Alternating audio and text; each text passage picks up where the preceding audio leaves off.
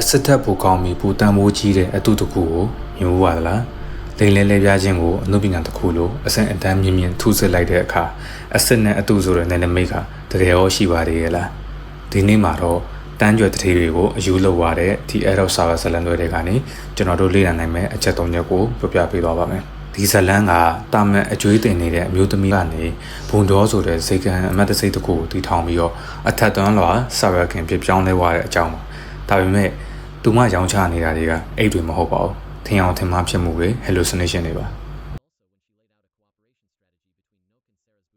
ပထမဆုံးသင်ခန်းစာကတော့ luxury ရဲ့လိုအပ်ချက်ပါပဲဆာရာရဲ့အိတ်တွေကအတူတွေ fake ပါဒါပေမဲ့ brand ကြီးတွေတုံးတယ်တရေထက်ပူကောင်းတဲ့တရေကိုတုံးတယ်ပိုတည်တတ်တဲ့လက်ရနဲ့ချုပ်တယ်ဒီတော့နာမည်မပါရင်ဘယ်ဟာကအဆက်လဲဆိုတာဝေခွဲများဖြစ်လာတယ် brand တစ်ခုကိုအနုပညာတစ်ခုလိုစိတ်နှစ်ပြီးထူးဆစ်လိုက်တဲ့အခါလူတွေက quality ကိုဝယ်တာမဟုတ်ပဲ brand ဆိုတဲ့ပုံမြင်ကိုပဲဝယ်ကြတယ်ဆိုတာဒီကားကလောင်ပြောင်ပြသလိုက်တာပါဒုတိယအချက်ကတော့လူတွေရဲ့လောဘကိုကစားခြင်းပါပဲဆာဗာကသူမရဲ့ brand အတွက်တမိုင်းကြောင်အတူတွေဖန်တီးတယ်ပတ်စံရှိတိုင်းဝယ်လို့မရအောင်ကန့်တက်လိုက်တယ်လူတွေကရယူဖို့ခက်ခဲလေပို့ပြီးလိုချင်လေပဲ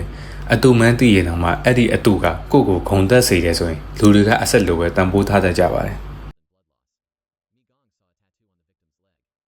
တတိယအချက်အနေနဲ့ကတော့စာဖန်တီးခဲ့တဲ့အကြီးမားဆုံးအနုပညာလက်ရာကအိတ်တွေမဟုတ်ပဲသူမကိုယ်တိုင်ဖြစ်နေတာပါပဲအောက်ခြေလူဒန်ဆာမိုဂယ်ဟောင်းဆိုတဲ့အစစ်မှန်ဘဝကိုဖျောက်ဖျက်ပြီးတော့ဆာဗာဆိုတဲ့ identity အတူတစ်ခုကိုအပြစ်ပြောရစရာမရှိအောင်ထူဆွခဲ့ပါတယ်လူအဖွဲ့အစည်းကလည်းသူမရဲ့အတူအယောင်ဂုဏ်သိက္ခာကိုပဲမျက်လုံးမိတ်ယုံကြည်ခဲ့ကြတာပါ